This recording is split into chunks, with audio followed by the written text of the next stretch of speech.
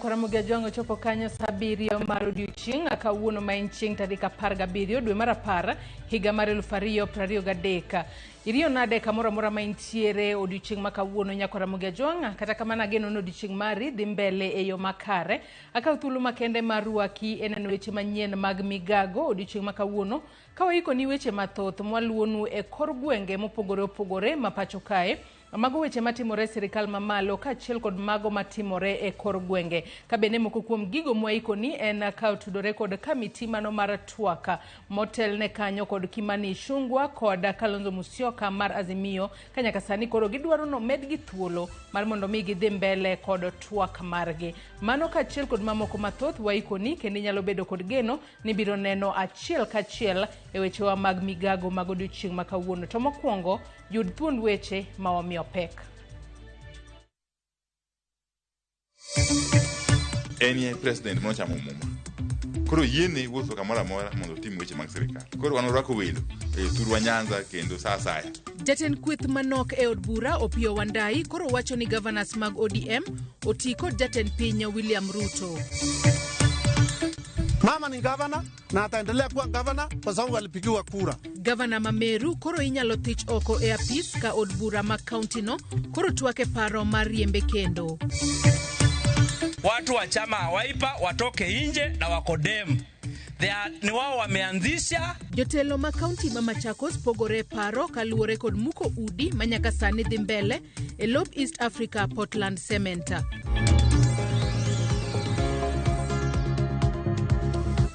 Ramogi TV mago ka achiel kod mamoko mathoth e yor adimba arwakini machiegni yie mar mondo mi bed koda nyaka e giko mar weche manyien mag Migago odiochieng' ma kawuono. Nyinga Joyce Oduor. Par ni nyalo ndikona kitwak koda kokale namba mar ote machuok ma en 33600. Facebook kachi biro yudo live kaka pile Ramogi TV, mbui marwa mar X ka achiel kod YouTube bende biro yudo wa achiel ka achiel. Imanyo mana Ramogi TV kanyo. Akawa chako ni jatend kweth manok e od bura mar County Assembly Mameru otero twaka e od bura ka odwaro ni othich oko Governor Kawira Mwangaza. MCAs lero ni ketho maduong' mamiyo Mwangaza nyaka gwe oko e apisi en mar tiyo marach kod lemo mare ka achiel kod nywando anyuolane e tije ma county no. Ywaruok bende osebedo e kind jalup Governor Mameru Isaac Mutuma kod Governor Kawira Mwangaza. The Assembly resolves to impeach the Governor under Article 181 of the Constitution, Section 33 of County Governments Act, and Standing Order number 65 of the Standing Orders of the Assembly on the following grounds. Count number 1, misappropriation and misuse of county resources.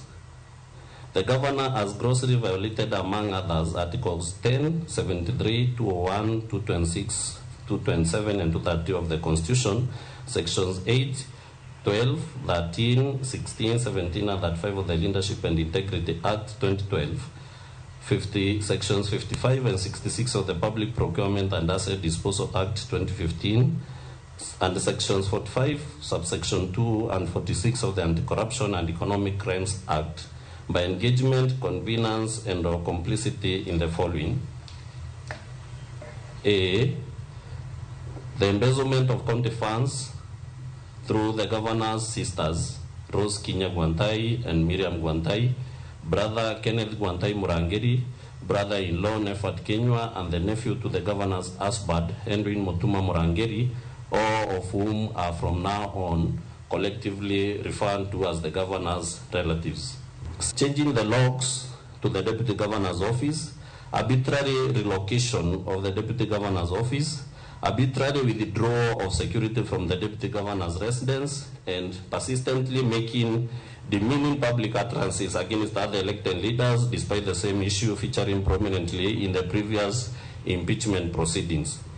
Making insightful, insulting, and demeaning remarks against other leaders by falsely accusing them of cartelism at a presidential Thanksgiving service held in Lare despite this issue arising in previous impeachment proceedings, and encouraging, conniving, and condoning our husbands insulting and demeaning public utterances and musical performances against other elected leaders despite this issue featuring in previous Moko kuom jokanyo mag kweth jodongo mag Njuri Ncheke e kaunti ma Meru owuok oko ka kwedo gino mane moko kuomgi otimo mar yango jalup gavana ma Meru Isaac Mutuma kaka jatend Meru kar gavana ma Meru Kawira Mwangaza. Kane giloso e alap ma Uru, giwacho ni mano en ataro mar chik matayo Njuri Ncheke ni mar ok onego gidonjre gi siasa to onego giriw wi oganda. Gimedo ni gionge gi teko mar siro ng'ata e lemo mag siasa. Jodongo go bende wacho ni gisiro ten Kawira Mwangaza kendo onego omiye thuolo mar tiyo ne kaunti ma Meru.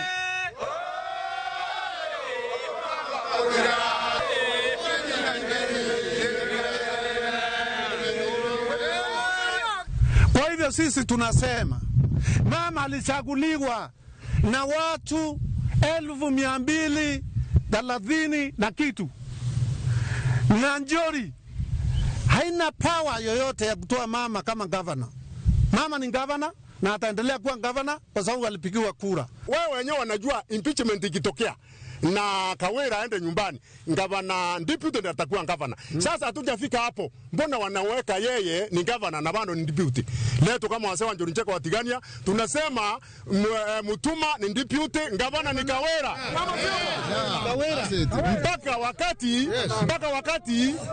Mpaka mwaka wa 2027 kama hawatakuwa pamoja, wajue vile watakuwa na hiyo mambo yao, lakini wakati huu vile tuliowachagua kuwa wawili, watu wasilete interest zao. Gavana amechaguliwa na kura zetu. Wale wameenda kutawadha mtu mdogo wa gavana kumwambia eti akalie kiti ya gavana. Na gavana hajakufa, gavana hako. Mwambieni Njuri Ncheke haina hiyo mandate.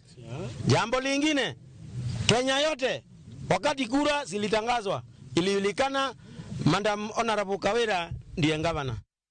Jatend kweth manoka e od bura Opiyo Wandayi olero ni governors mag ODM matiyo kod piny owacho mar Kenya Kwanza timo kamano kaluwore ni Ruto emane ochamo muma mar apisi kata doko ni duon bura mar ODM okoyango tend William Ruto. Wandayi okoni en ratiro mar ng'ata mar wuotho e Kenya kendo timo dwache koromo gi ji bende ochwalo dongruoka. Olero ni kata odoko ni duon buch ODM okoyango William Ruto kaka jatend piny kamano, apisi mar tend Kenya to okoni ni thuolo, ok ni thuolo kendo Ruto emomako lemono gi sani. Ing'eyo ni William Ruto ema nochamo muma kaka president. Kata odoko ni wano kunwa yie gwachno kaka Azimio. Omiyo gi sani enie president mochamo muma. Koro yiene wuotho kamora mora mondo tim weche mag sirikal. To kendo bendi kata bedo no ken president. Pen chike mar Kenya uyiene ng'ata limo kamora mora e Kenya kaendi. Maongo ng'ama tami. Koro wan orwako welo thurwa Nyanza kendo saa saya.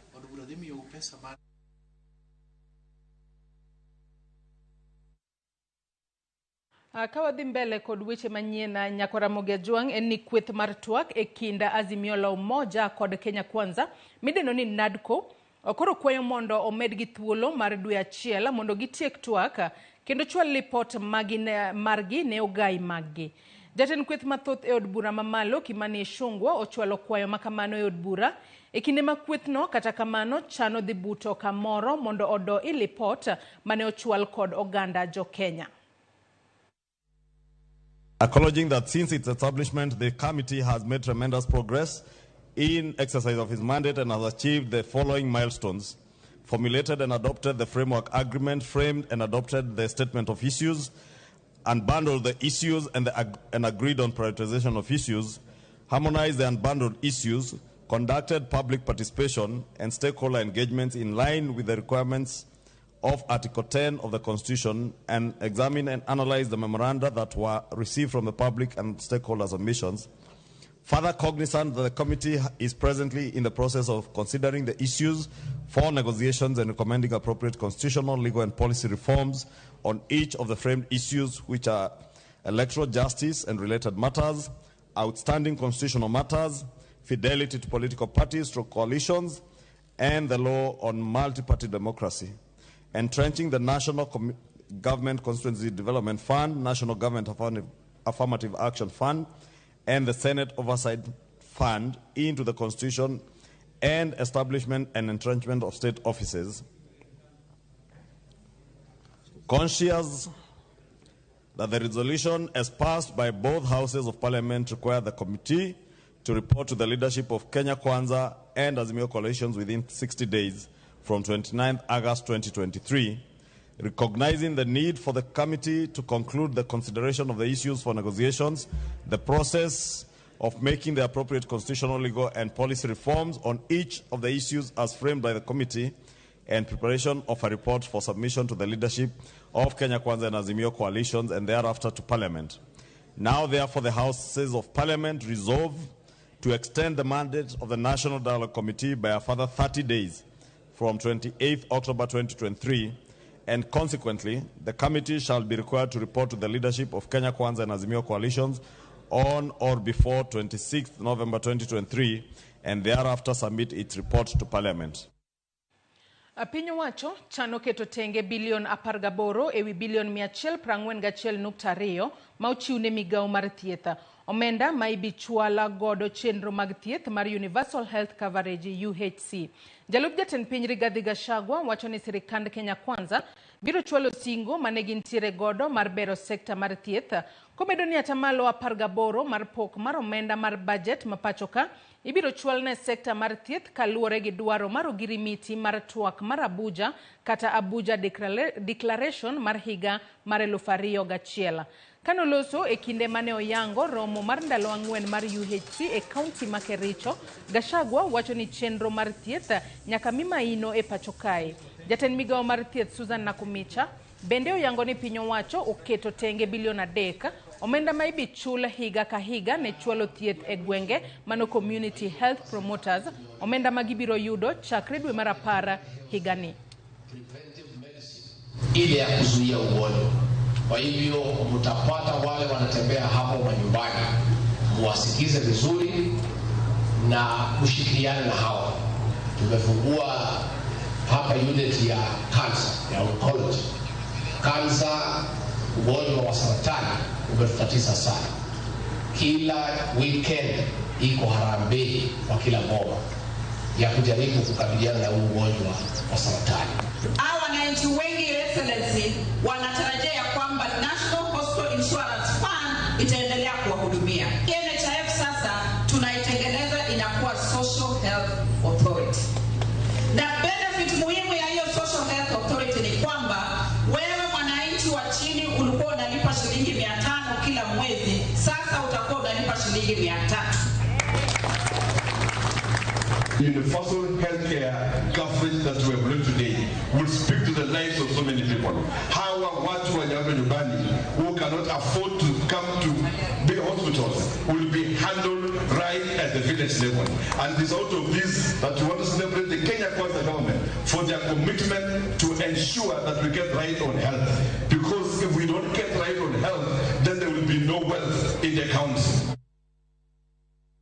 Nyakora Juanga adwani wadhi nyaka kaunti ma Kisumu, watudre ko jafombo marwa mayudore kaunti ma Kisumu mar mondo mi olernwa gino matimore. Kata kamano gino matimore ni jakom mano mar National Housing Corporation mano Yusuf Shanzu nitiere wuoth e aluora ma Nyanza kod Imbo mar Kenya mar ng'iyo kaka gedo mag ute manengo gi oyweyo midendo gi dhongere ni affordable housing di nyime e wuodhe makamano. Kata kamano kane oloso gi RAMOGI TV okwayo ganda mondo kik ket siasa e wach gedo mag udi, ni mar chenro makamano en mar loso thuolo mag tije ne jopiny mawuok e aluorago koda Kenya mangima. Adwani watudre achiel kachiel kod Millicent Adhiambo mar mondo mi olernwa mathoth.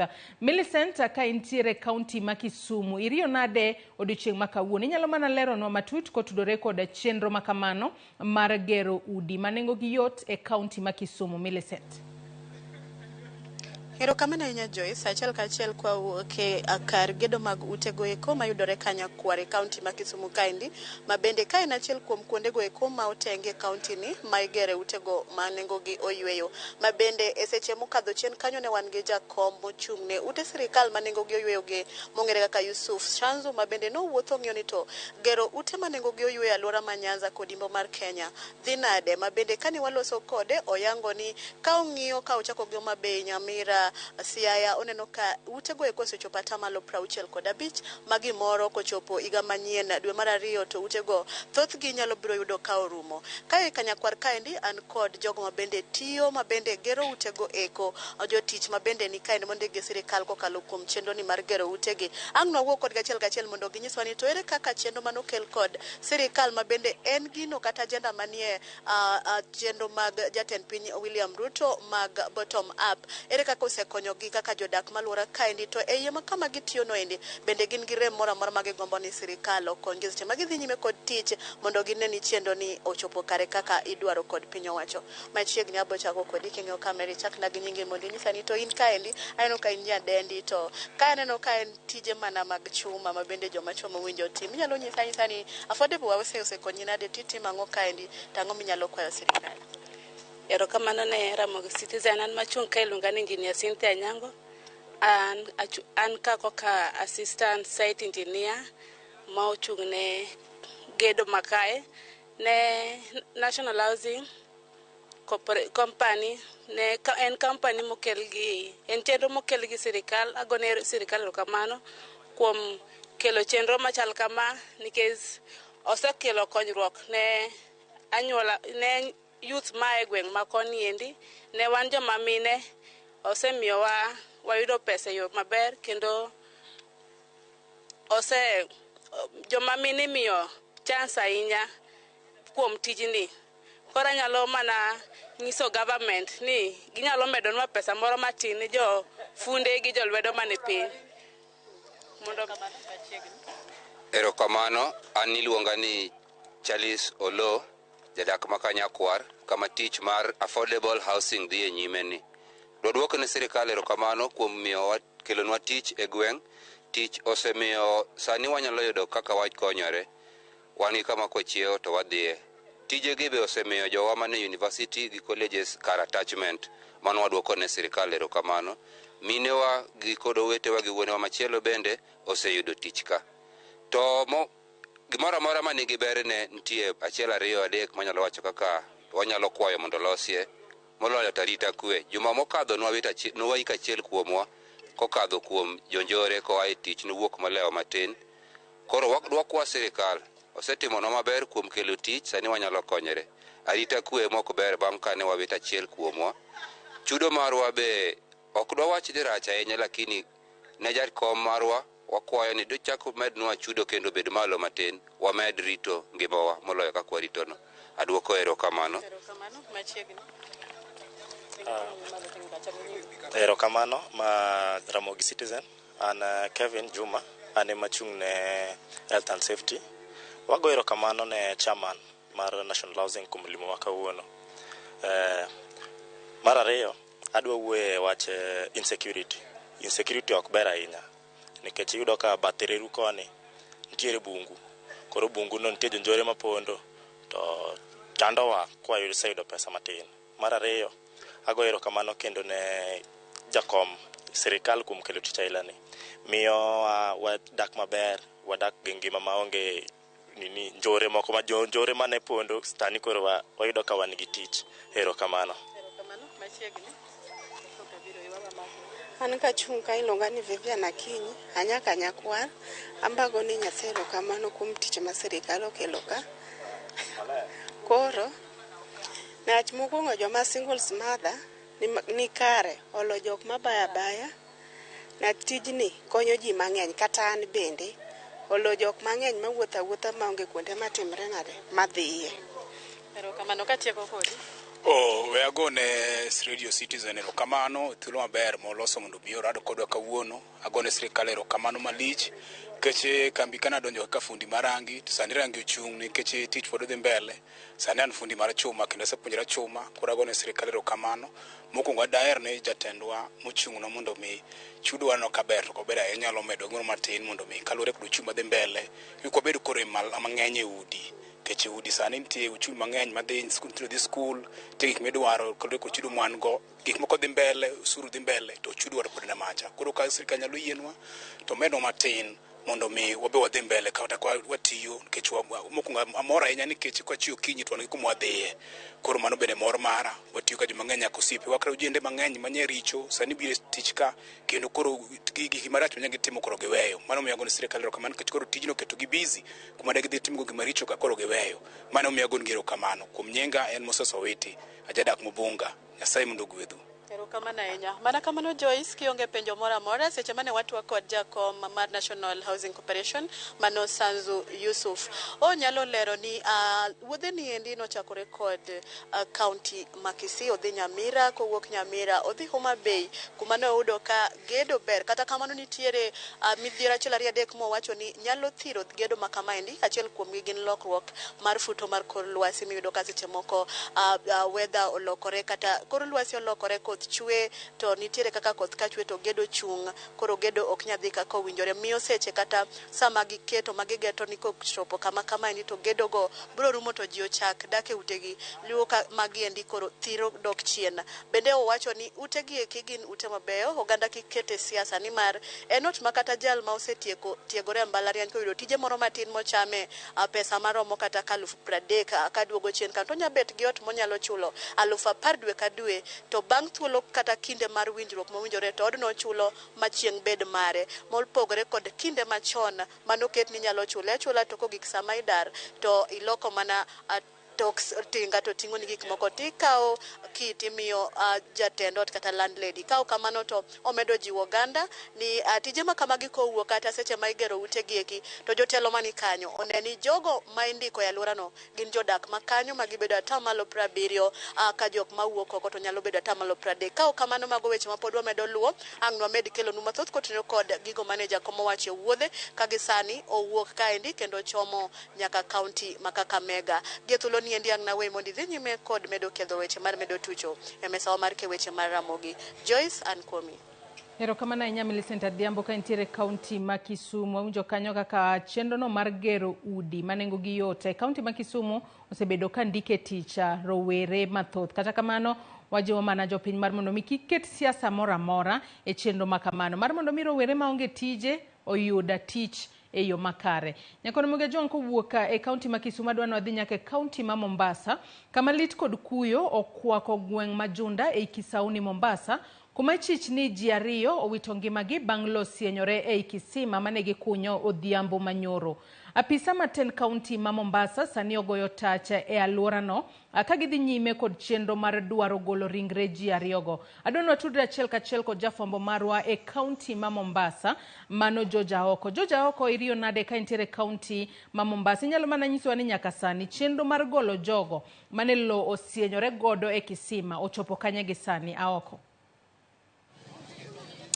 Erokamano ahinya awinji maber kowuok e kaunti ma Mombasa to mana kaka iwache no wantiere e alwora ma Mshomoroni mane gweng' miluongo ni Ng'ombeni e od bura ma Kisauni kuma chakre odhiambo manyoro lit osebedo kokwako alworani bang' ji ariyo lutore e kisima kata lo osienyore e kisima moro mane gikunyo. Iwacho ni lo ne okwongo osienyore kuom ng'at achiel to kane jago mar ariyo ne temo mar dhi rese to en bende masirani nochako juke bang' lo kendo chako osienyore magi duto noumogi e iye kanyo manyaka sani pod gintiere e iye mano mane kisima mantiere e batha kaendi. Kama antiere kaendi antiere gi jotelo mopogore opogore to chutho mago mawuok e kaunti ma Mombasa matemo luwo wachni mondo ging'e ni to ere kaka inyal resi kata kaka inyalo gol ringre jogi manya kasani pod ntiere e kisima ka. Awuoye gi jatend migao mar weche mag apaya e kaunti ma Mombasa mondo onyiswa ni to chenro mage madhi nyime. Jatelo chakacha gi nyingi tinyiswa ni mokwongo ang'o manotimore to chenro mage madhi nyime nyaka sani.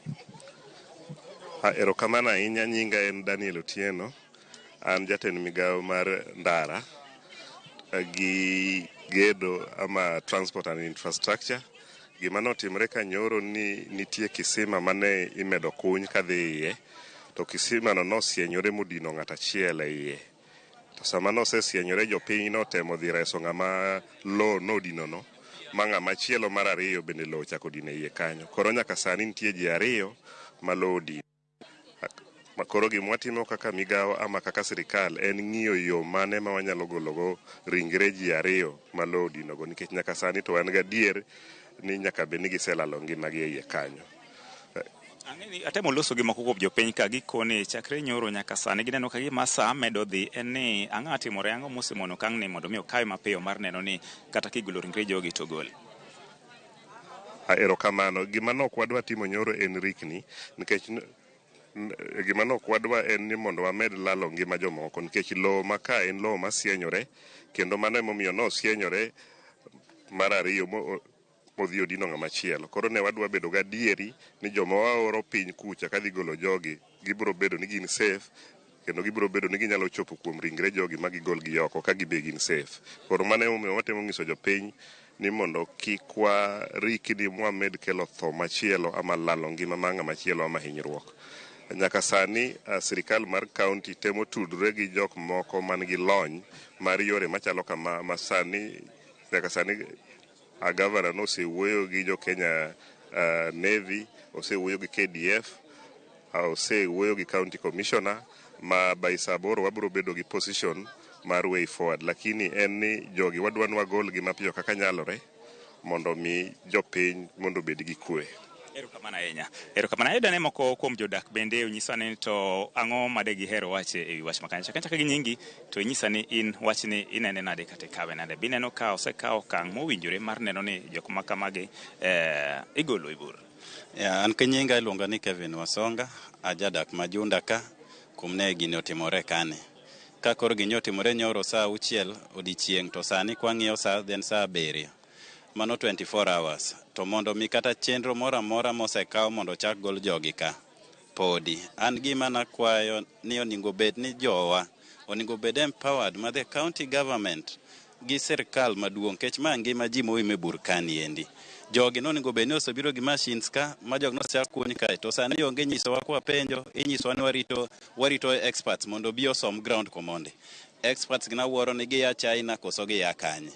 Mar ariyo, nakwayo ni as leaders maka these youths oningo bed empowered. Empowerment chalo nang'o, imiyo gi the right gears mako poni gidhi kunyo bugo. Kechoro ni jogi endi ne gikunyo to ne gionge gi any protective gear. Ma jogi kane burka endi ne onge nyal konygi nikech ne onge gima ma protective gear mane nyalo konyo jogi. Koro an gima kwayo ni kaka youths, nikech youths sane mathagore ka endi yudo ka sani ngima tek, ng'ato manyo ma jogi kono imore ka endi.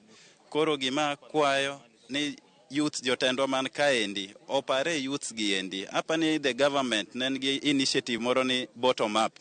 This bottom up should come to the bottom ground. People are suffering and this is why this jogi nindo kae ne githago ne gilosne familia magi. Wayude jadak mogik chakna chagi nyingi tinyisa ni bineno ka chenro ma osekaw kaendi irwako kaka jadak ma alwora ne. An gi nyinga iluonga no Sumba Isbonoyo, ambe an achiel kuom jodak Majunda ka. Adieri kaluwore kod wach mar midhiero ma wan godo kane ok wamor nikech tho mowuok mar ariyo ne ok en gima nonego bedie. To ma luwore nikech kane information osedhi ma joarita kwe osebiro ne koro gin gi teko mar ensure ni kacha koro gi protect ma ng'at mane nyalo chako risk ngima ne donjo kacha ne dhi manyo ng'ama chielo ne ok bedie. To ma nyiso wan jotend arita noninde class kaeto ne wan kod to mar information kako flow. Information onego bed ni kowuok one institution to the other. Tiende ni ka ng'ani gini otamo to oro wach ne ng'ama chielo mondo mi kata kane wach ni nyalo chopo ne ker kama entie mondo oda kata jojeshi be modak machiegni ka mondo no bi okony ngima ng'at mar ariyo mane tho mano ywak ma jopiny otemo ywayo nyaka dakika mogik otieno ka onge ng'ama nyalo konyo gi. Ma wach ma ok waweno kaber. Omiyo wawacho ni nyaka wabed kod chenro maber ka government, all level of government ok nyal protect wananchi maggi, miyo wabedo kod to kod sirikal maritowa kaka jodak Majunda. Omiyo kwamor ahinya kendo kwamor. Nyaka sani onge chenro maber, pok ochak gol, wakia ni gibiro chake karang'o kata kiny kata orucha kata odwa bedo manade. Koro miyo wabedo ni to kare jo expert mar county gen joma chalo nade. Asante sana, erokamano. Mana kaka iwinjo janeno mar RAMOGI TV, mago mana pach moko kuom jodak mantiere alwora ni Majunda ka gitemo wacho ni ok gine ka gimoro ahinya gi okang' ma samoro tend county okaw kata jogo marakore gi masiche ma apoya mar neno ni jogo mane lo osenyore kuomgi ogol nyaka sani. Wawinjo ka jatend migawo mar weche mag apaya e kaunti ma Mombasa ka koni gibago romo gi gavana mar kaunti ni ka gikone gidwa loso mondo giane ni to ere chenro ma ginyalo keto mar neno ni masira ni irakruok kata ringre jogo mantiere ei bur kanyoendo igolo ma ok okel masira mamoko kendo kaluwore gi wach makamano. Wantiere kaendi kendo wabro medo lero ne janeno mar Ramogi TV kaka weche medo tuch e alwora ni Majunda mano e bura ma Kisauni, kaunti ma Mombasa. Ni Ramogi TV, nyinga en George Aoko. Erokamano ahinya George Aoko kowuok e kaunti ma Mombasa. Wantiere kod geno ni jogo manosianyore e kisima ma kamagi biro gola mapiyo mar mondo mi ponono anyuola margi ong'e chal margi. Kata kamano med mana luonwa wach makamano, ang'eni wabro medo winjo ler e wechewa manyien mamoko mag odiochieng' ma kawuono. Nyakore Migago adwani wadoge kaunti ma Kisumu kama bang' sirikal koni gichopo e paro mar tieko winjruok manochiwo thuolo ne lakteche ma Cuba. Gavana ma Kisumu Anyang' Nyong'o bende koro golo duonde kowacho ni madhi kelo pek ne jotuo manyocha yudo resruok e wi tuoche matama kaka kansa kokale lony mag lakteche ma Cuba. Jopiny kata kamano Nyong'o okoni piny owacho ne owinjo okwongo yud lakteche mamoko mabiro kawo ting' mag thieth mane otima kod lakteche go kapok ogolgi. Wawinjane kaka nowuoyo dakika manok mokalo.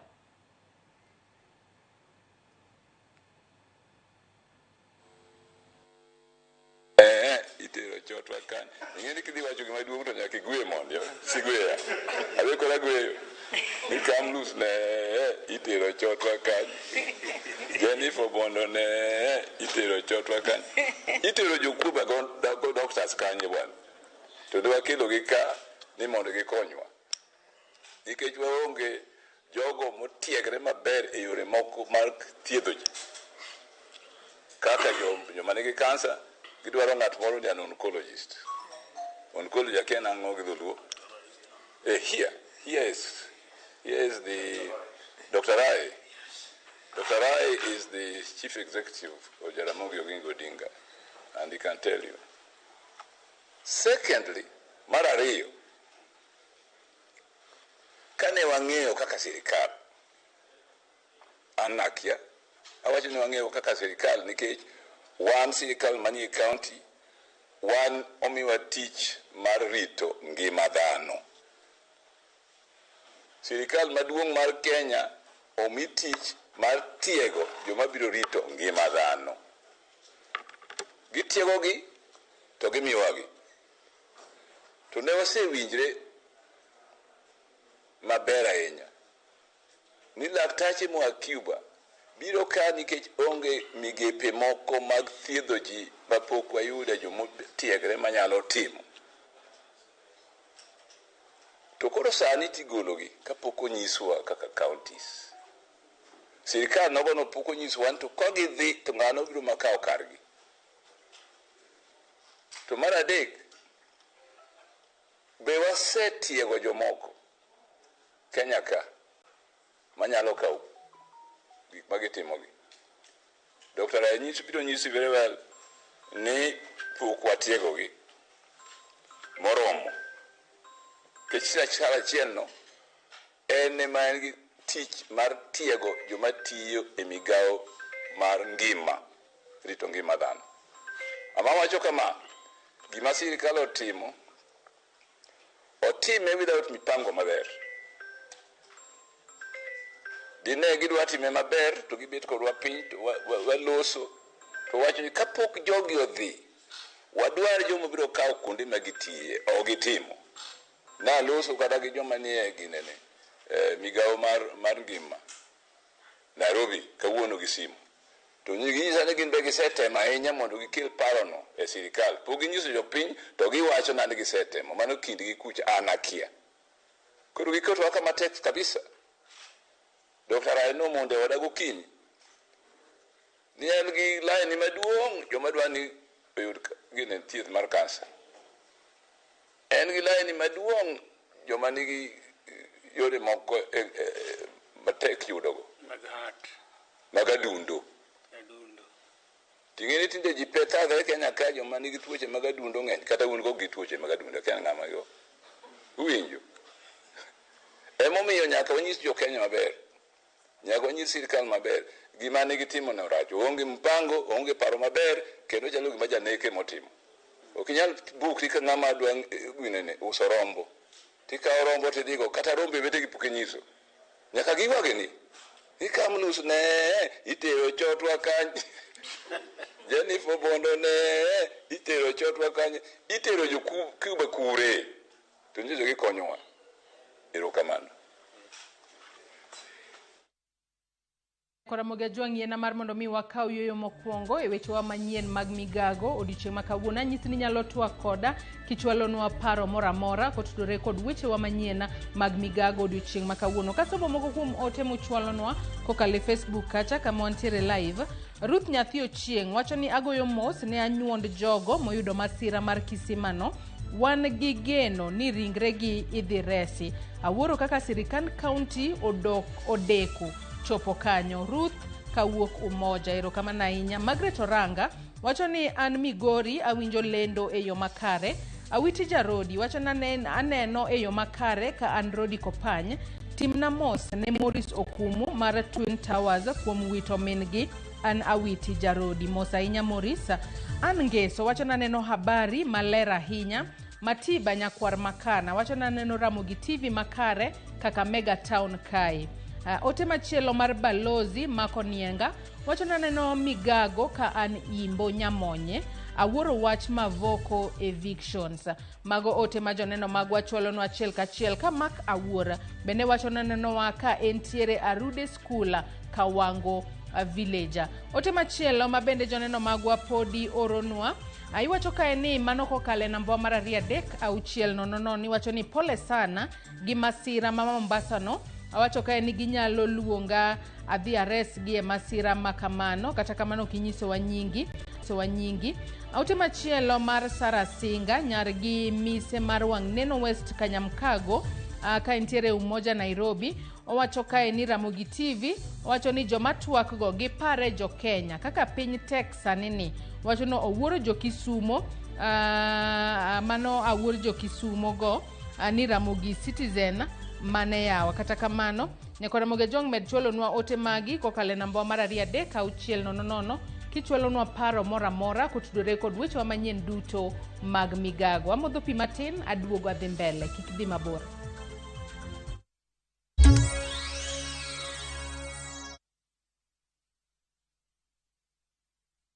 Ageno ni ano kawiro makeup mang'eny ahinya. Angadio ni nitiere nyako kae momori ahinya. Introducing Kundali Bagia in Luo. This is a story of two sisters who lost their father, and in their quest to find their mother in another town, they find love. Enjoy this romantic drama of Kundali Bagia in Luo on viewsasa.com. Mano ber ahinya. Era mit, era odake kindwa.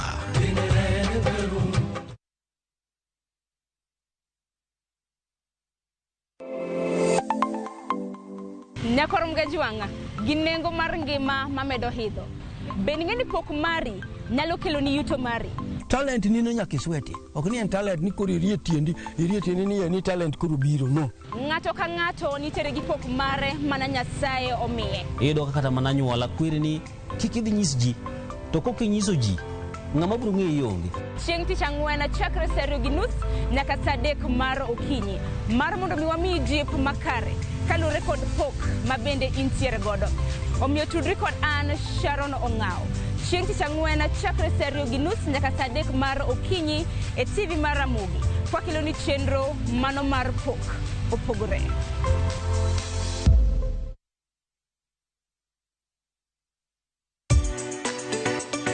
Ik milimili mar dhogi ne wuodh kid chiemo mopogore. Chenro ka chenro dhialo mit chiemo. Chiemo gi nyadhi mopogore. Rabuon ni apidha iluongo ni surambaya.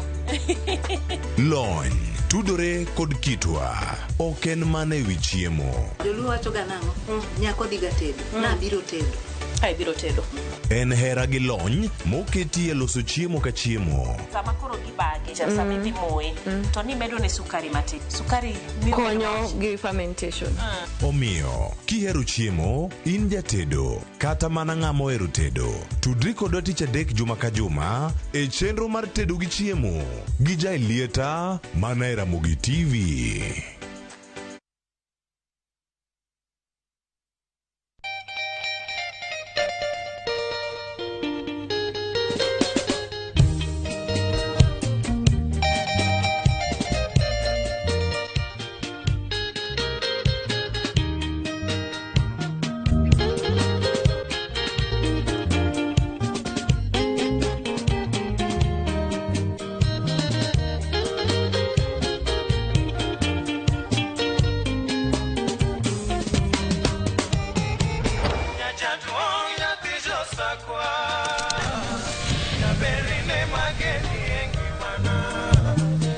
Radio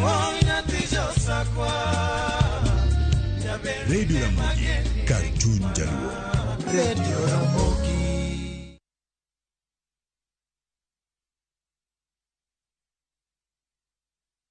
Jipange na View sasa iko hapa sasa. Jishindie maelfu ya pesa kila siku kwa kutazama content kupitia View sasa kwa shilingi 50 pekee. Kuna mshindi wa shilingi 1,100 kila siku, 1,500 kila wiki na mshindi wa grand prize ya shilingi milioni 3 cash money. Kushiriki, piga *487*3#. Chagua Jipange na View sasa. Kisha chagua video package, ujipatie points na uongeze uwezekano wako wa kushinda mamilioni. Hakuna kudownload au kusubscribe. Unaenda tu nywe. Jipange ushinde mamilioni na View sasa. Mamilioni. Sheria na masharti kutumika. Imeidhinishwa na BCLB number 2978.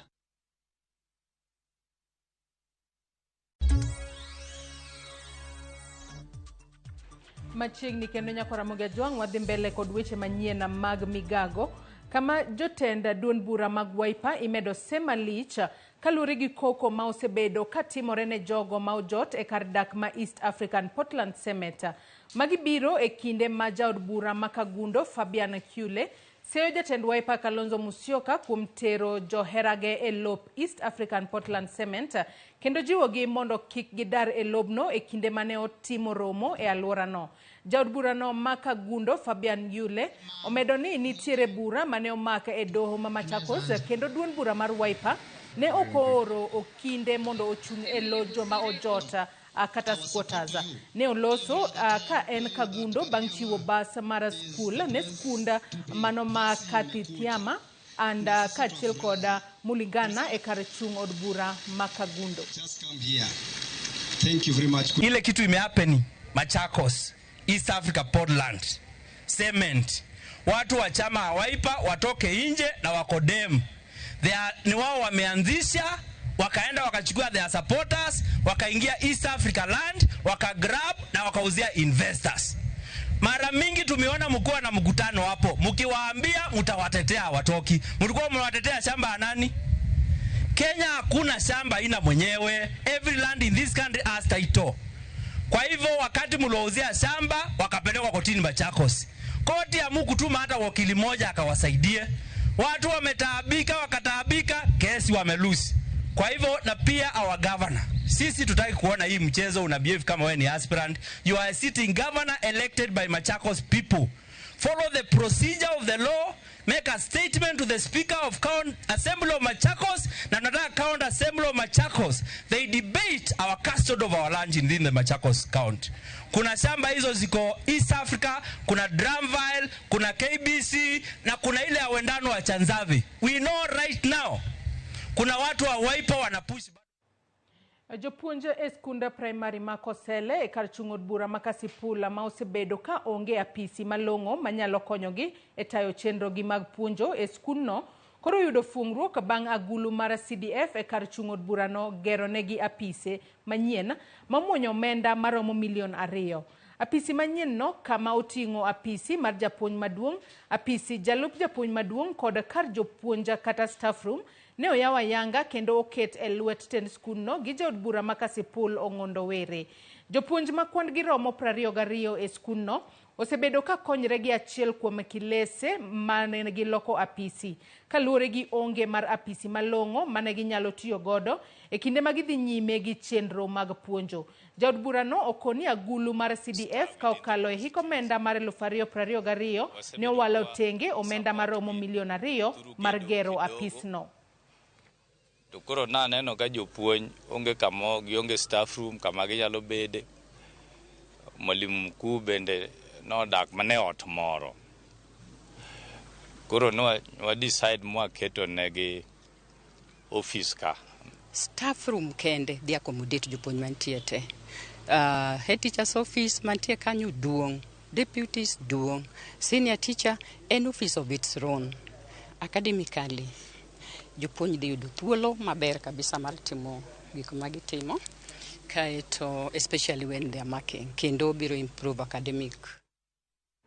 Jodak e kaunti ma Homa Bay ojiw mondo omak motegno wach mar logo lwedo maler kinde duto kaka achiel kuom yore mag duoko chien tuoche moko mag mako ich amabiro kaluwore gi chiemo kata chamo gik ma ochido.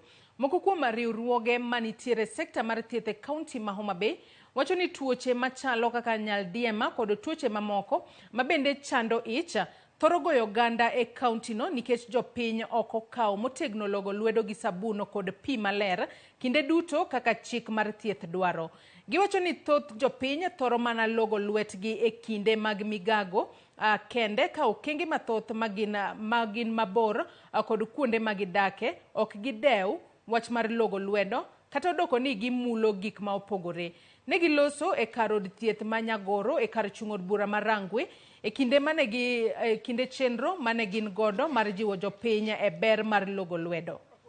Wach mar logo lwedo ne jipo ka gima duong' ahinya. Gima thoth ng'eni logo lwedo kidhi chiemo kata bang' chiemo kata kisiko chiemo nyadi adek kamedhi. To nofwenyo ne ber kopuonj ji wach mar logo lwedo nikech nitie tuoche mang'eny mabiro kolore gi lwedo mok lok maler machalo kipindupindu, ich makecha kecha kata typhoid biro kelo tirach ok kelo kulini maler. Kuno apani ko chiemo kawuono chiemo lich ahinya ma oyudo thuolo mar bedo rangwe chiefs camp rangwe Nyagoro chiefs camp ka mondo owuog nyithi skul owuog jogweng' owuog joma dongo wapuonjgi kaka loso lwedo. Sana e nyiri kaponi tiyo gi pads sama giloko to nego bed ni gilogo lwetgi kaponi giloko kendo ka gisetieko kendo nego bed ni gichage luoko.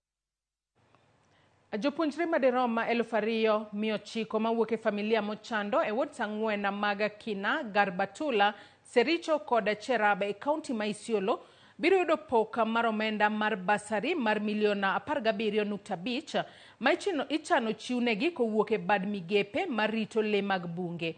Kanoloso Garbatula e kinde mane iyango omenda makamano, jalup gavana ma Isiolo Dr. James Lowassa mane tayo chenro makamano opuoyo migepe mag anyuola marito le mag bungu kokale tudruok kod Northland Rangelands Trust NRT kuom neno ni jopiny owinjo ber mar rito le mag bungu manitiere alworagi.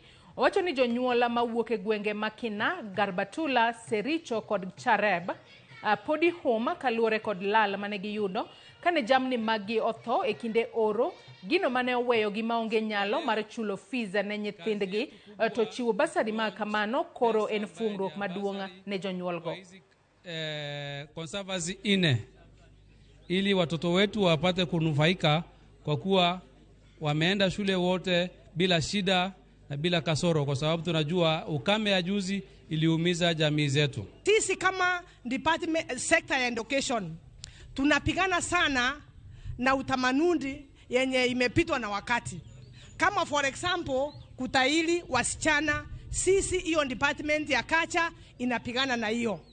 Na naona na tumepost ofisa moja hapa wa social development ako hapa kuhakikisha kwamba utamaduni yenye imepitwa na wakati yote imepigwa na hakuna mtoto msichana yeyote amepaswa twala. Tuko na 17.5 million leo tunatoa kama basari, ikiwa Kina 3.8 na watoto 700, Garbatula 4.6, 466 students, Sericho 2.5, 300 students, Cherab 6.5, 1,450 students, na yote ni watoto wa secondary.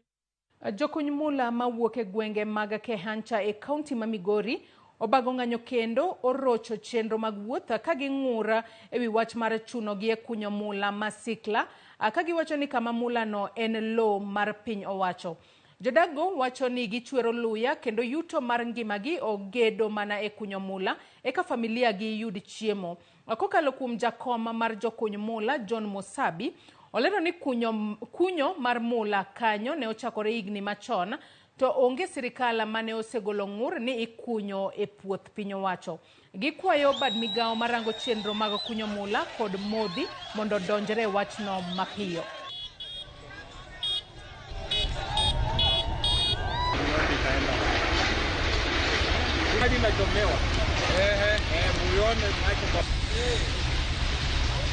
Mapato yenye watoto wetu wanapata hapa maini wasiende kuipa. Wakikataa kufanya hapa maini watakuwa wanakata watu mjana na usiku. Wanatembea wanatoa mama pesa wa mama mboga. Sasa sisi tunaomba Bwana DC ahame kutoka hapa tuachie nafasi. Sisi hapa Kuria ndio tunanyanyasika. Sasa tunataka tujue hata tupe kazi gani yenye tutalishia watoto au tutalipa nini nyumba.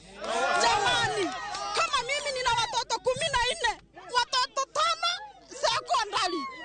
Watoto wengine wako primary. Hiyo maini ndio inanilipia nyumba, ndio inanilipia kila kitu na watoto wanasoma. Hatuna cash crop, tumbaku tulikuwa tunalima hakuna, hatuna kitu chochote kinachotusaidia. Sasa watu wetu wanajisaidia kwa mambo ya kuchimba dhahabu. Mimi namuuliza swali kwamba Natike wanafanya kwa shamba ya serikali. Ukienda Masaru wanafanya kwa shamba ya serikali. Ukienda Gorogoja wanafanya kwa shamba ya serikali. Mbona DC sisi atuone na tupo msituni? On 9th we went round giving them notices to get out of the mining pits so that when we embark on the arrest and prosecution, nobody will be found at the mining sites. So we are embarking on this process and we have called all the stakeholders to support this process of evicting all those who are doing mining, because at the end of the day, if the buildings collapse as a result of the mining, all the investment that has been done at the stadium, itakuwa ni bure.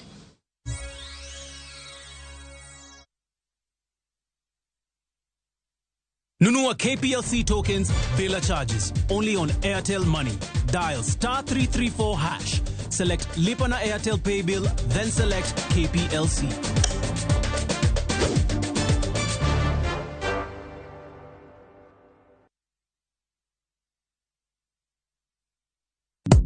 Shabikia na Mia. Bet with 100 Kenya shillings or more kwenye shabiki.com for you to stand a chance of winning amazing cash prizes whether your bet wins or loses. Kila Tuesday, 25 winners wanashinda 5,000 Kenya shillings each, na on Friday, 5 winners wanashinda 10,000 Kenya shillings each. Register, play and win. The more you play, the higher your chances of winning. Min shabiki na nadeku place tena. Not recommended for the persons under the age of 18. Authorized by BCLB number 587.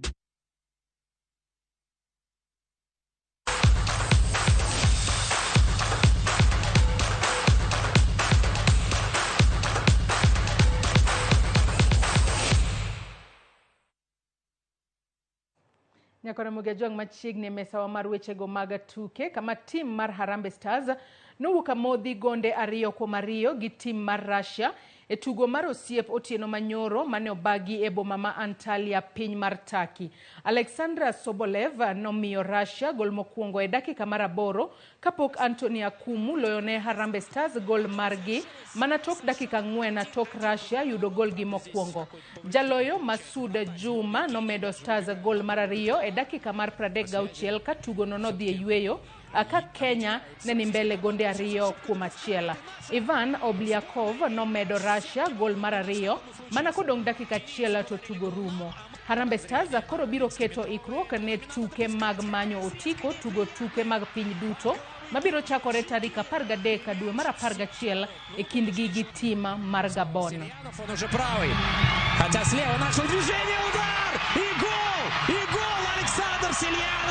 It's the first time, first of all, that Kenya placed against a European team, and then against a big country and big football country with a big history. There was before Olympic champion, European champion.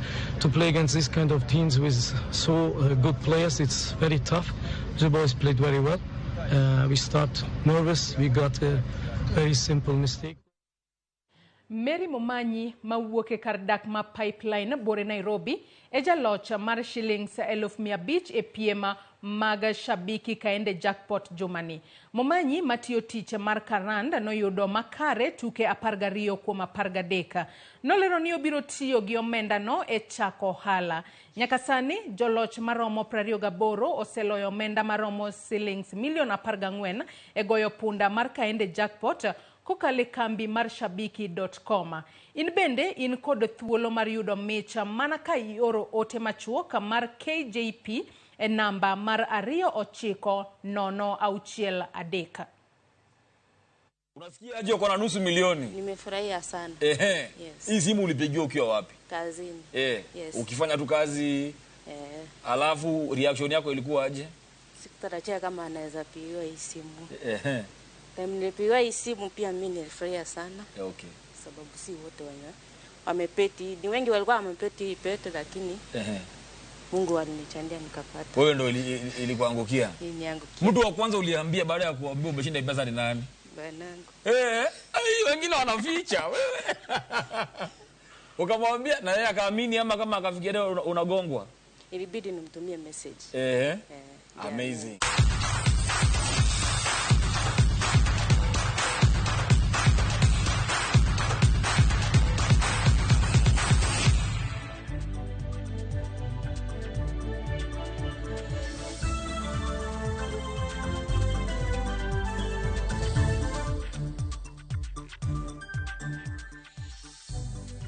Nyakora Mugajwangi kanye mwachopo gode giko mar weche manyien mag Migago odiochieng' ma kawuono. Erokamano ahinya kuom bedo koda nyaka gisani mabende chopo e giko mar weche manyiena. Yiena mar mondo mi atiek gi kanyo oriti masani wakawo mana yueyo madundo tok yueyo makawo gisani chenro mabiro en mbak ndalo. Oriti masani ibed kod odiochieng' makare. Nyinga Joyce Oduor.